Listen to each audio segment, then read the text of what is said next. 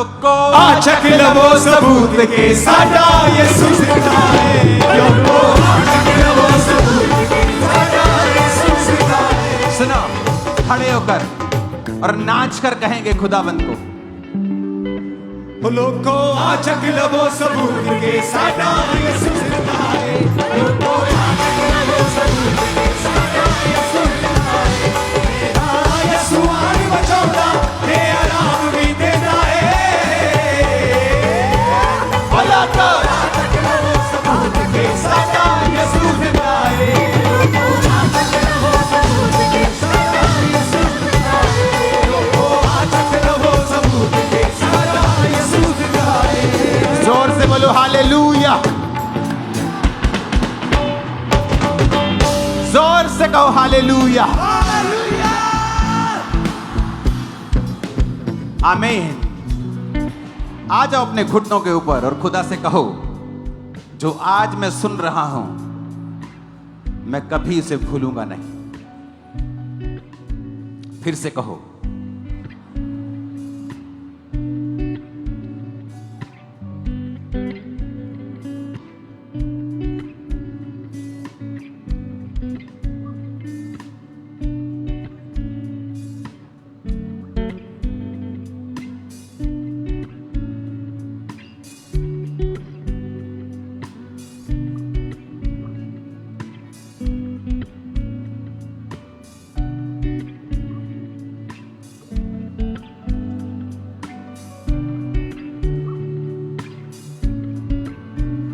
प्रभु यीशु मसीह के सामर्थ्य नाम में हम मानते हैं,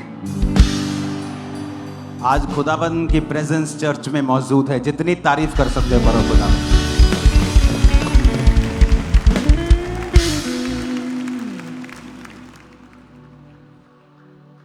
जिसने कभी भी प्रभु की प्रेजेंस नहीं देखी ना, महसूस नहीं की, जो बिल्कुल आत्मिक रीति से अंधा बहरा है, वो भी आज समझ जाएगा खुदावंद की उपस्थिति यहां मौजूद है।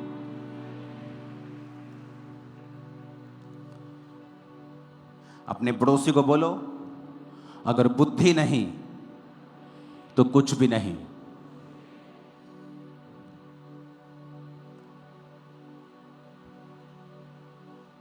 आपने ये बात नोटिस की होगी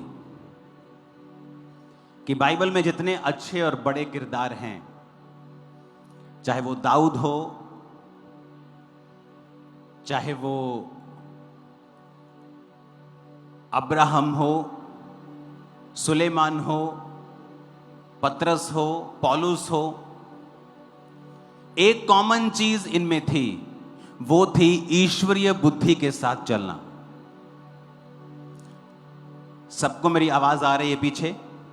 हाथ हिलाओ अगर आ रही है तो। ऐसे इलाकों में हाथ हिलाओ जहां आवाज अच्छी तरह से नहीं आ रही, नहीं आ रही अगर आवाज अच्छी तरह से। कौन कौन से इलाके हैं नोट कर लो टीम, जहां कंप्लीट आवाज अच्छी तरह से नहीं है। स्क्रीन्स का काम हो चुका है, लाइट्स का काम होने वाला है, उसके बाद जो साउंड प्रूफिंग का काम हो जाएगा, परफेक्ट आवाज आएगी, डोंट वरी, जल्दी हो जाएगा। एक कॉमन चीज इन सब में थी, वो कॉमन चीज थी ईश्वरीय बुद्धि। अपने पड़ोसी को बोलो, ईश्वरीय बुद्धि। प्रॉब्लम कहां है? प्रॉब्लम यह है कि हम जब लोगों की टेस्टिमनी को सुनते हैं, हम उनकी स्टोरीज को नहीं सुन पाते और फिर हम अपने आप को उनके साथ कंपेयर करने लगते हैं कि मेरे को भी तो यही प्रॉब्लम है, मैं आजाद क्यों नहीं हूं।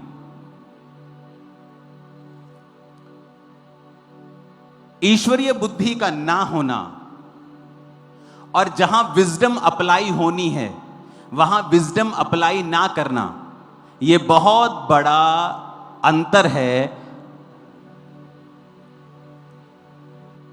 कि आप अपनी लाइफ में वो नहीं कर पा रहे जो परमेश्वर करना चाहता है।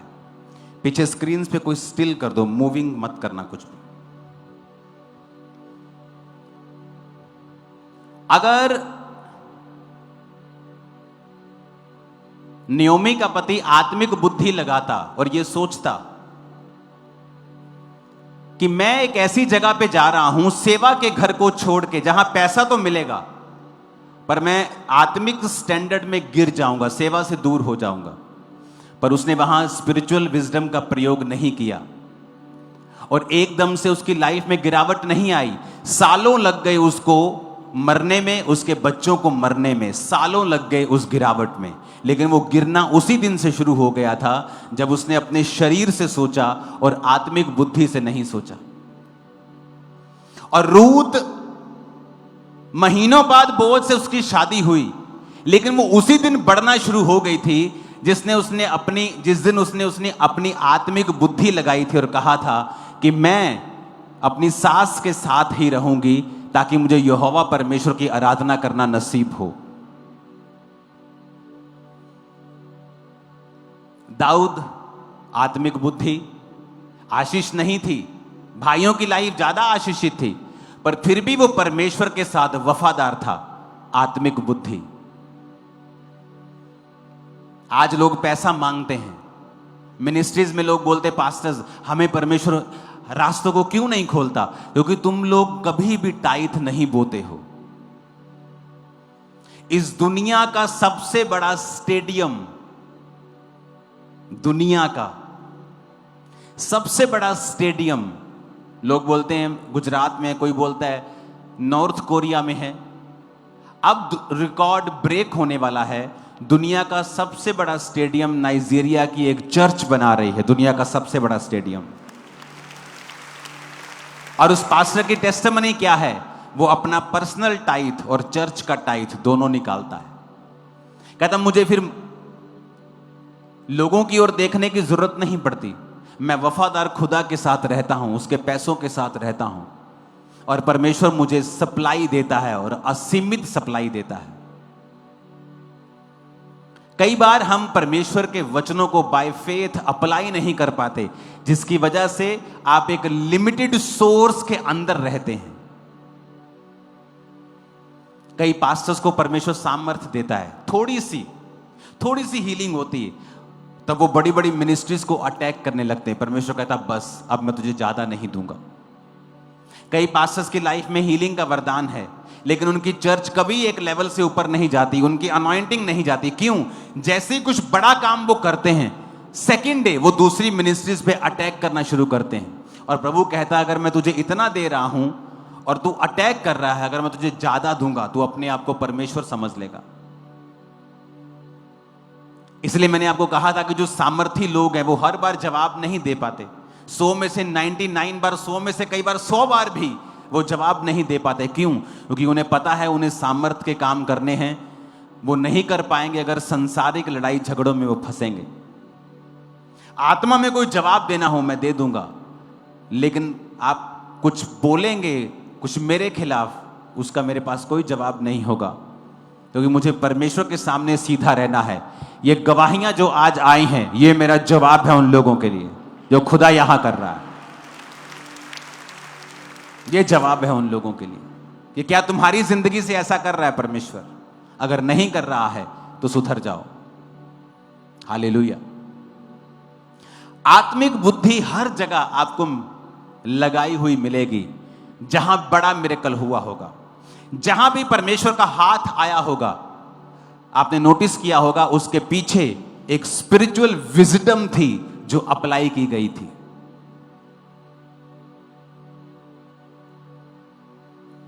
नमान गोडी को कहता अलीशा जा 7 डुबकियां मार ले। आत्मिक बुद्धि से नहीं सोचा, शारीरिक बुद्धि से सोचने लगा, भाग गया। उसका सेवक कहा कितनी मुश्किल बात है, कर ले तो। आत्मिक बुद्धि लगाई, वो किया, बच्चे के समान स्किन होकर वापस आ गया। जब भी आपको परमेश्वर का हाथ चाहिए, आपको आत्मिक बुद्धि लगानी पड़ेगी वहां। शारीरिक बुद्धि नहीं, किसी को बताना नहीं, मेरी जॉब खतरे में आ जाएगी। चर्च में जाते हैं, मिरेकल भी हो गए, बपतिस्मा नहीं लेना, शादी कहां करेंगे? तुम एक मूर्ख हो, परमेश्वर की निगाह में तुम मूर्ख हो। संसारिक दृष्टि से तुम बुद्धिमान हो, सियानपना चल रहे हो, पर परमेश्वर के सामने तुम एक मूर्ख हो। जब तुम आत्मिक बुद्धि लगाओगे तभी परमेश्वर का हाथ तुम्हारे ऊपर प्रकट होगा।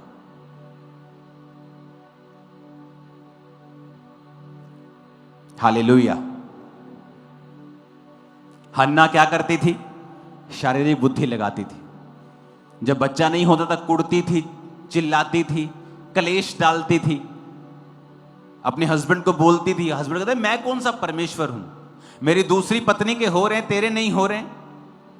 तो यहोवा ने तेरी कोख को बंद किया हुआ। और एक दिन हन्ना ने आत्मिक बुद्धि लगाई, प्रभु के भवन में गई, बिलख बिलख कर प्रार्थना करने लगी।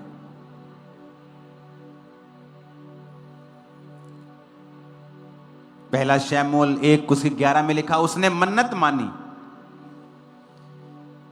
सुनो ध्यान से, किसी को अपनी लाइफ की शर्मिंदगी खत्म करनी है। लोग बोलते हैं गरीबी श्राप है क्या? इसका सीधा आंसर नहीं है बाइबल के मुताबिक। आप गरीब जन्मे हो यह श्राप नहीं है, पर गरीबी में मर जाना यह श्राप है। बीमार हो श्राप नहीं है, लेकिन जीसस ने तुम्हारी बीमारियों के लिए कोड़े खा लिए हैं, तो बीमारी में मरो मत। गरीबी अच्छी चीज नहीं है, अगर है तो इसका मतलब यह नहीं तुम श्रापित हो। लेकिन अगर वो बाप दादाओं से चलती आ रही है, रीजन क्या? टाइथ ना देना, वफादार प्रभु के साथ ना रहना, अगर वो उस कारण है तो फिर वो एक श्राप है, वो एक ब्लेसिंग नहीं है। गरीबी सिर्फ शब्दों में रोमांटिक लगती है, अच्छी लगती है, वैसे वो ऐसी नहीं है, वैसे वो लानत है। अगर हम उसे श्राप नहीं समझेंगे तो कभी बाहर नहीं आ पाएंगे। हमें रिकॉग्नाइज करना होगा कि अगर कोई विश्वासी बीमार है तो इसका मतलब यह नहीं है कि परमेश्वर उसके संग नहीं है, लेकिन इसका मतलब यह भी नहीं है कि वो अपनी हीलिंग के लिए प्रार्थना ना करे। अगर कोई गरीब है तो इसका मतलब यह नहीं वो श्रापित है, इसका मतलब यह भी नहीं है कि वो अपनी गरीबी से बाहर आने के लिए प्रयत्न ना करे। अगर एक विश्वासी गरीबी से बाहर आएगा तो वो खुदा के काम करेगा, और शैतान ये बात जानता है। इसलिए वो विश्वासी को ये एक्सप्रेशन देना चाहता है कि तुम अच्छे हो, गरीब हो। कितने मेरी बात को समझ रहे हैं? ये एक बैलेंस मैसेज है, आत्मिक लोग इसे समझ पाएंगे। हालेलुया। आज लोग निंदा करने लगते हैं, एक किसी का वचन उठाते हैं, पूरा मैसेज भी नहीं सुनते उस पास्टर का और उसकी निंदा करने लग जाते हैं, क्योंकि उनका जो धंधा पानी है वो निंदा से चलता है। अगर वो अपनी बात करेंगे कोई उनकी सुनेगा नहीं, उन्हें दूसरे की बात करनी पड़ेगी, खासतौर पे जो मशहूर है, ताकि लोग उनको सुने। आप बाइबल में देखो, जहां जहां विजडम अप्लाई हुई है वहीं मिरेकल हुआ है। तो आज हम एक केस स्टडी करेंगे हन्ना का। मैं सिर्फ कुछ वचन पढ़ूंगा, आप पूरा निकाल के रखें। पहला शमूएल पूरा एक बाब, एक अध्याय आप निकाल के रखें।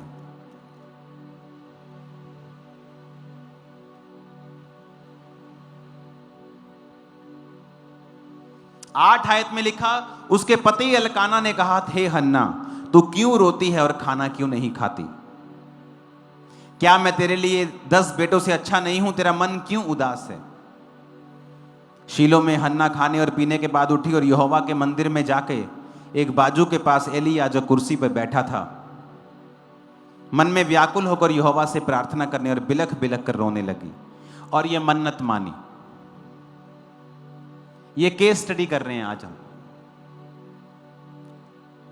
विजडम अप्लाई हुई है, आत्मिक बुद्धि। यहूदी जो थे उन्हें एक बात मालूम है कि परमेश्वर मन्नतों को तुच्छ नहीं जानता, कि प्रभु अगर तू मेरा यह काम करे।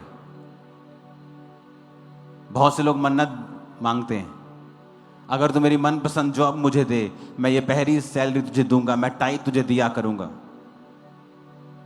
मन्नत मांगते, परमेश्वर अगर तू मेरा ये काम करे तो मैं ऐसा करूंगा, अगर आज मुझे तू इस मुसीबत से छुड़ाए तो मैं तेरी सेवा। ऐसे बहुत सी मन्नतें हैं।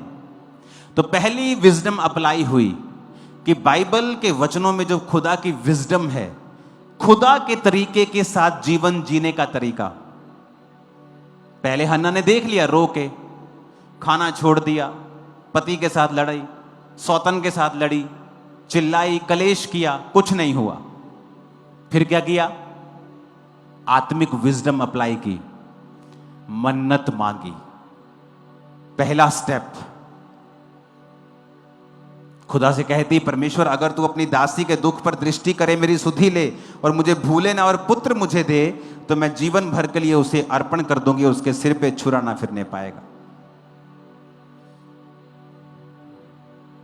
वचन में लिखा, एली उसकी ओर देख रहा था, उसके होंठ तो हिलते थे। 13 आयत में लिखा, परंतु शब्द कोई सुनाई नहीं पड़ता था। एली ने समझा वो नशे में है। एली ने कहा, अपना नशा उतार, कब तक नशे में रहेगी? 15 में लिखा, हन्ना ने कहा, नहीं मेरे प्रभु, मैं तो दुखिया हूं, मैंने ना तो दाख मधु पिया ना मदिरा, मैंने अपने मन की बात खोलकर यहोवा से कही है। क्या लिखा?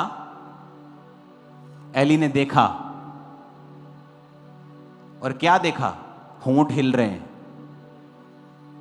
और क्या कहा?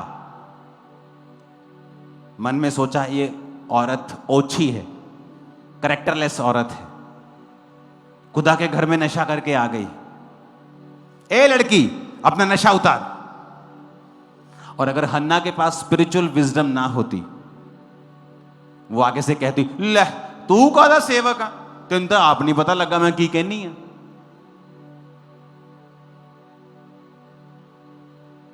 एक सेवक एक आदमी भी है। उसने उसे परखने में गलती की, पर फिर भी वो खुदा का सेवक ही ठहराएगा, उसका अभिषिक्त ही ठहराएगा।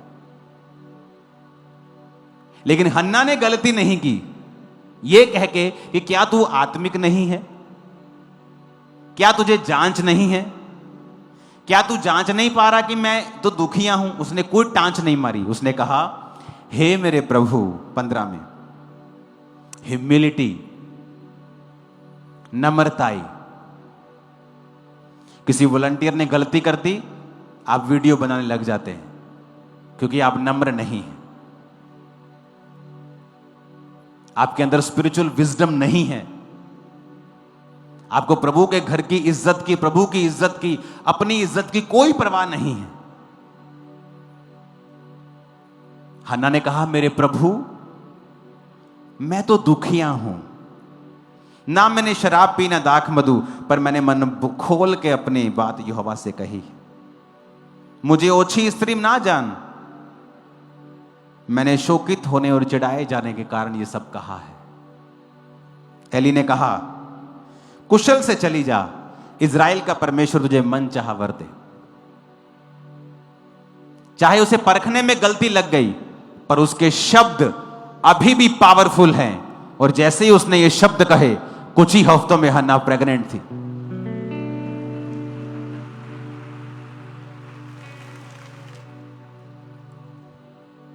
आप प्रभु के सेवक को जांच नहीं सकते। मैंने लोगों को देखा है, एक पास्टर ने वचन बोलने में गलती कर दी कि भजन संहिता 23 बोलना था, 24 बोल दिया। यहोवा मेरा चरवाहा है। लोग उसको ट्रोल कर रहे हैं, इसको तो वचन नहीं पता। वो तब भी खुदा का वैसा ही अभिषिक्त सेवक है, उसके शब्दों से अब भी काम होते हैं। ये गलतियां मायने नहीं करती, क्योंकि वो एक शरीर में भी है।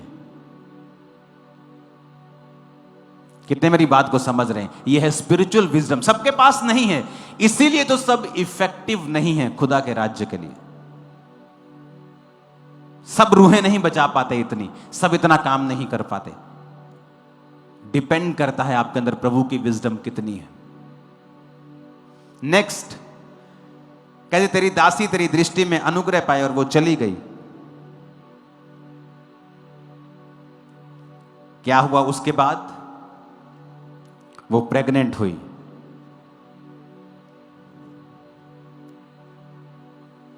एक और बात बाइबल में लिखी है,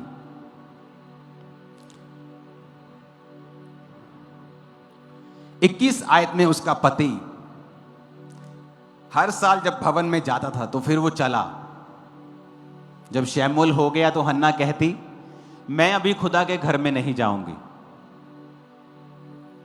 क्योंकि मैंने इसे अर्पण करना है, इसका दूध छूटने तक मैं नहीं जा, मुझे अच्छा नहीं लगेगा मैं घर में उसके जाऊं और इसको खाली वापस ले आऊं। Spiritual wisdom.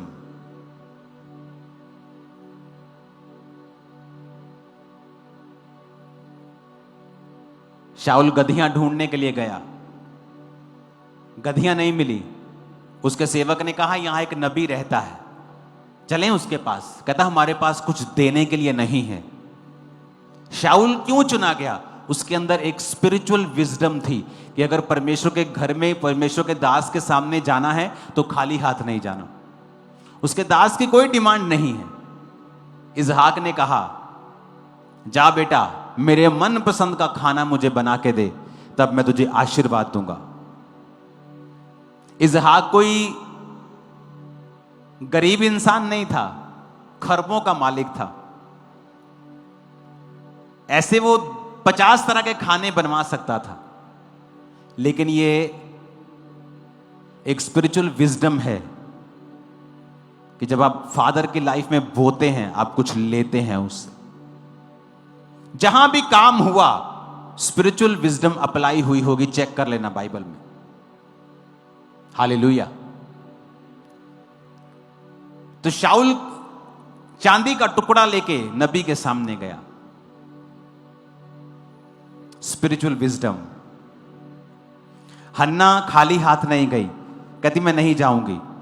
और जब कुछ ही महीने में उसका दूध छूट गया, वो उसको चढ़ा के आई।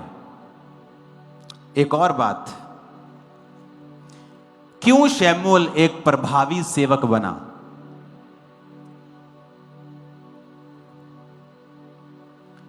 बाइबल कहती एली जो सेवक था उसके लड़के लुच्चे थे, बाइबल कहती,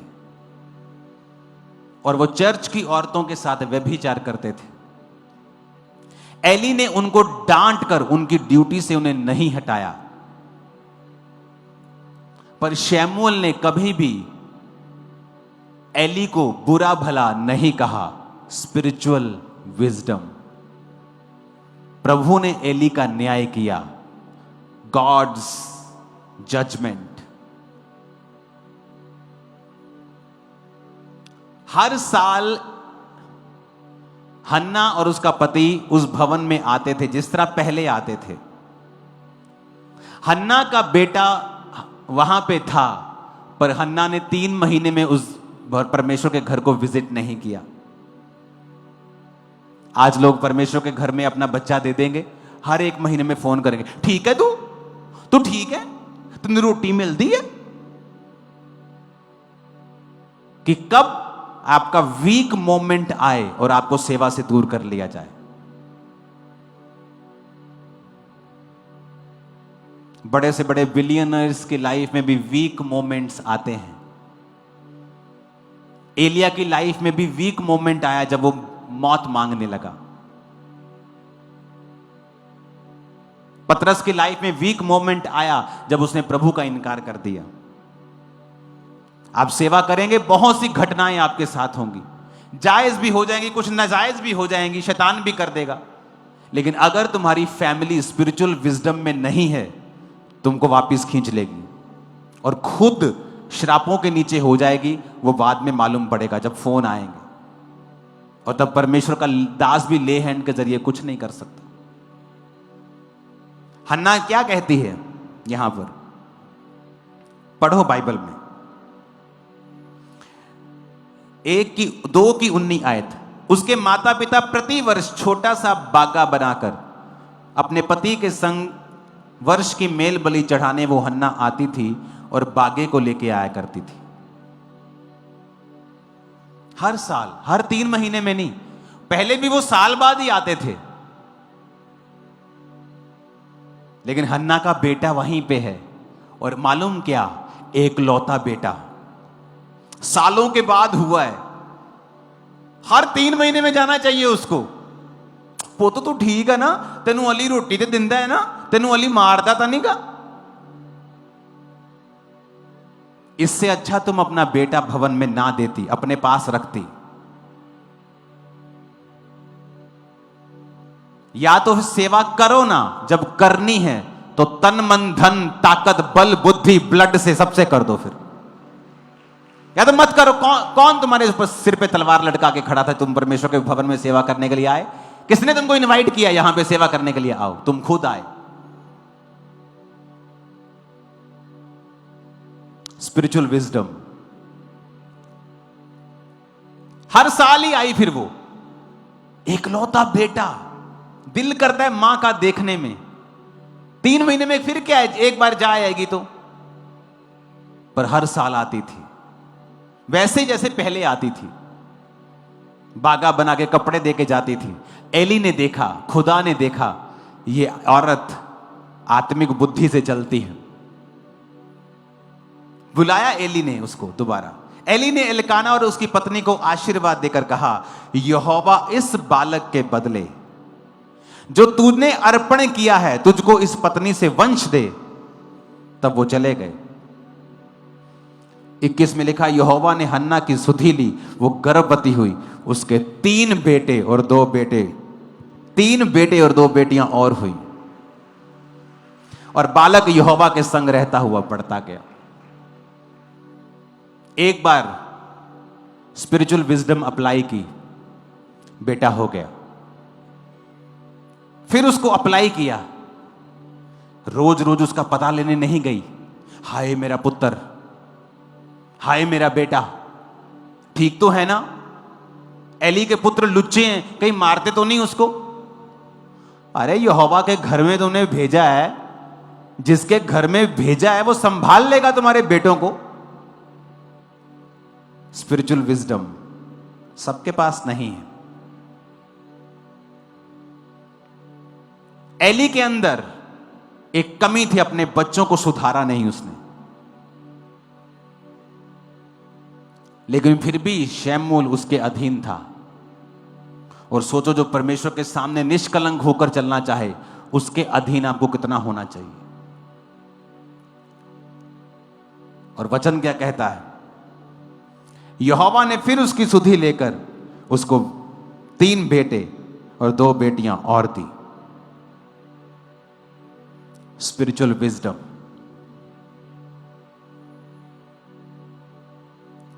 अगर आपने खुदा को कोई चीज दे दी है तो भरोसा रखें, परमेश्वर के ऊपर छोड़ दें सब कुछ।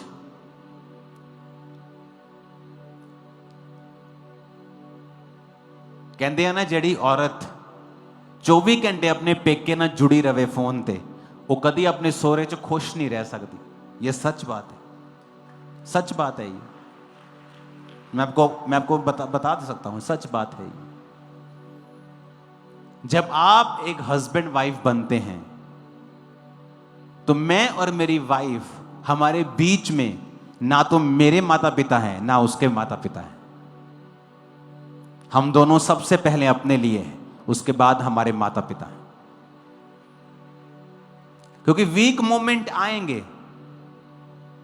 पुराने टाइम में डाइवोर्स बहुत कम होते थे, बहुत कम। कहीं लड़की का डाइवोर्स हो जाए तो न्यूज होती थी कि हाय उस लड़की का डाइवोर्स हो गया। उसके कुछ नेगेटिव इफेक्ट भी थे कि हस्बैंड का परिवार मारते थे लड़की को, सोहरा परिवार तंग करता था, जबरदस्ती काम करवाते थे, बड़ी तसीद देते थे। साइड इफेक्ट भी थे, लेकिन घर बना रहता था। क्योंकि अगर हर टाइम आप फोन पे, अगर मैं अपनी मम्मी के साथ 24 घंटे जुड़ा रहूं, मेरी वाइफ के साथ मेरी बन नहीं सकती। और प्रभु ने तुमसे कहा है, तुम सबसे पहले स्थान अपनी पत्नी और अपने पति को दोगे। तुम अपने पति और पत्नी के साथ लिखा पति पत्नी एक मन होंगे, एक तन होंगे और माता पिता से अलग, यानी अब वो प्रथम हैं, अब आप एक हैं। आपके माता पिता उसके बाद, आपके बच्चे उसके बाद आते हैं। आपके बच्चे, आजकल तो बच्चे शैतानी घर में कलेश करवा देते, माता पिता का कलेश बच्चे ही करवा देते हैं। क्यों? क्योंकि शुरू से एक बच्चा मां का फेवरेट है और एक बाप का फेवरेट है। जब फेवरेटिज्म शुरू बचपन में हो जाएगा, जब वो बड़े होंगे वो घर कलेश से भरा होगा। आपके बच्चे माता और पिता दोनों से प्यार करने वाले होने चाहिए। चाहे 4 बच्चे हैं, माता पिता के सभी फेवरेट होने चाहिए।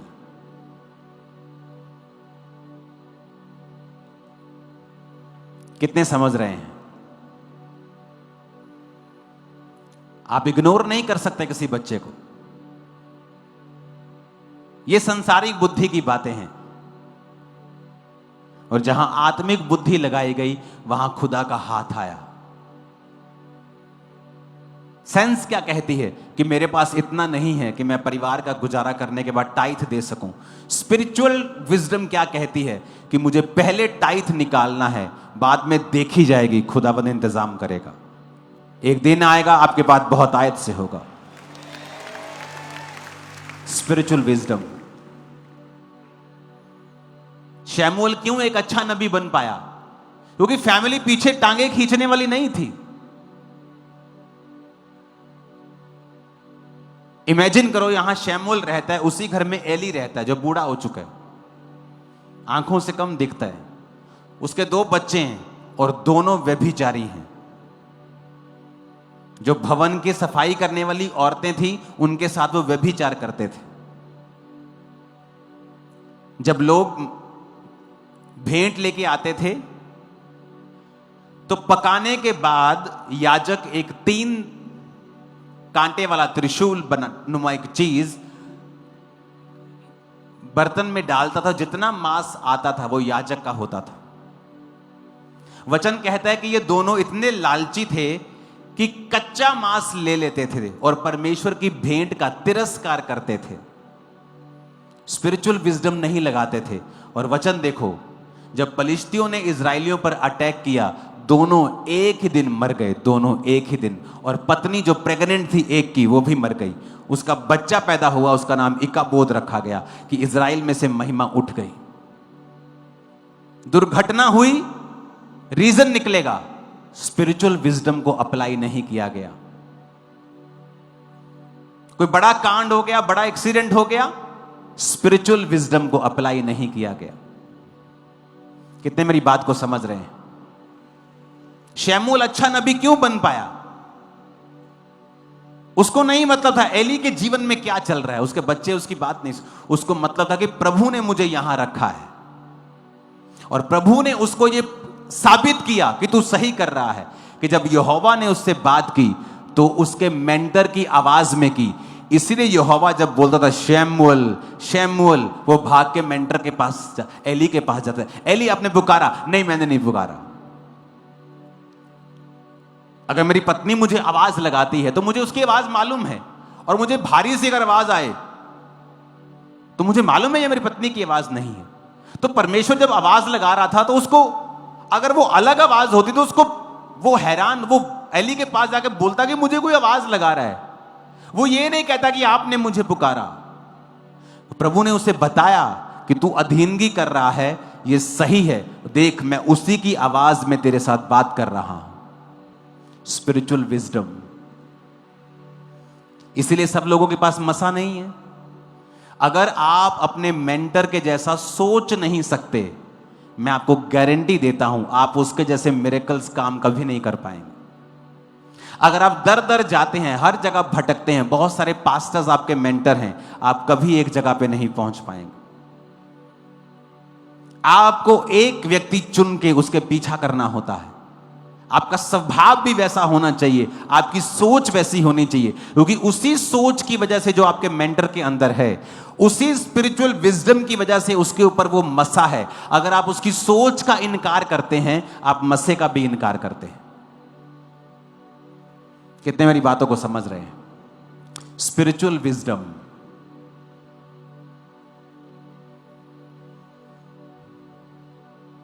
लड़ाई झगड़ों में ना पड़ना, स्पिरिचुअल विजडम।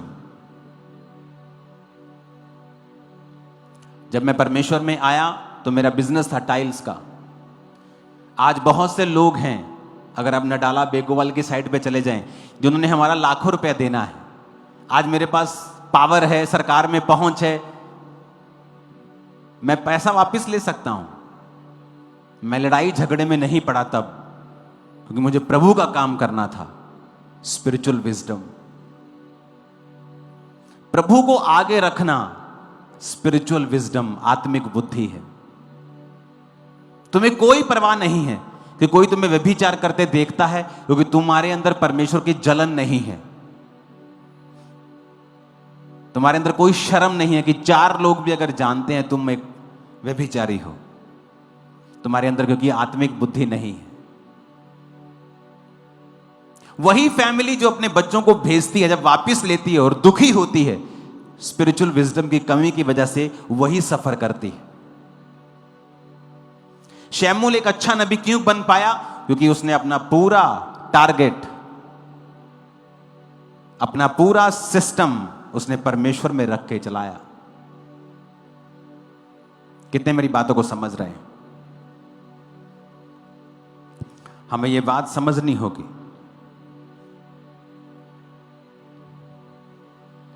संडे में आपसे बात करूंगा इसको हासिल कैसे करना है, क्योंकि ये एक तरीके से हासिल नहीं होती। आज मैंने आपको बताया है क्यों जरूरी है, क्योंकि स्पिरिचुअल विजडम हर एक बड़े मिरेकल के पीछे आपको खड़ी मिलेगी।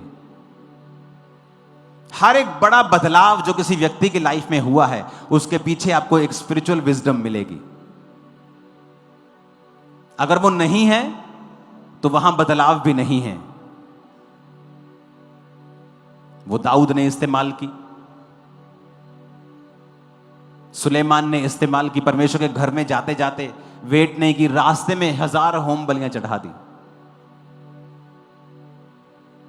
आज अगर एक भेड़ की कीमत 10,000 या 20,000 है, तो लगा लो कि 2 करोड़, एक 2 करोड़ की भेड़ें रास्ते में चढ़ा दी। अभी तो भेड़ चढ़ानी है, अभी तो रास्ते में चढ़ा दी। प्रभु उसका दिल देकर खुश हुआ कि मेरे लिए इसने कुछ रख छोड़ा नहीं। Spiritual wisdom. उसी रात सपना आता और प्रभु कहता है, मांग तुझे क्या चाहिए। हर बड़ा बदलाव आत्मिक बुद्धि को चलाने से हुआ है। वचन को पढ़ो, जो कहता है करो, यही आत्मिक बुद्धि है। पहला काम वचन पढ़ना, जो कहता है उसे करना, अपना दिमाग अपनी सेंस प्रयोग में ना लाना। कितने मेरी बातों को समझ रहे हैं? अपने पड़ोसी को बोलो, आत्मिक बुद्धि लगा, तू सेम नहीं रहेगा। फिर से कहो, आमीन। उठाओ अपने हाथों को, अपनी बॉडी पे हाथ रख के कहो, आज मैं आत्मिक बुद्धि को रिसीव कर रहा हूं। ऊंची आवाज से मांगो।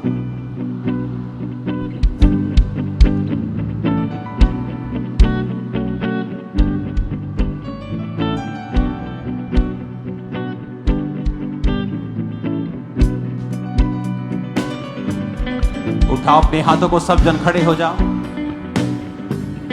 आज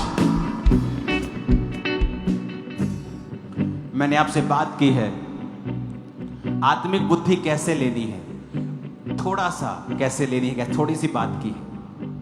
लेकिन ये क्यों जरूरी है, मैंने आपसे ज्यादा बात की है।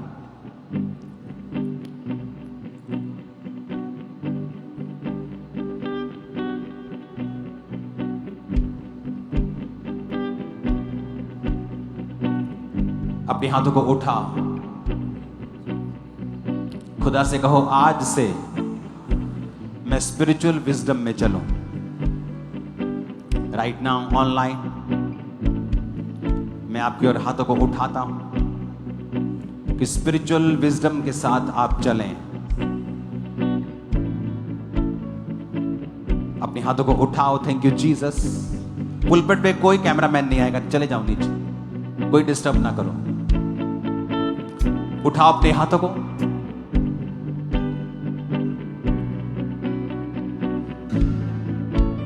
अपनी बॉडी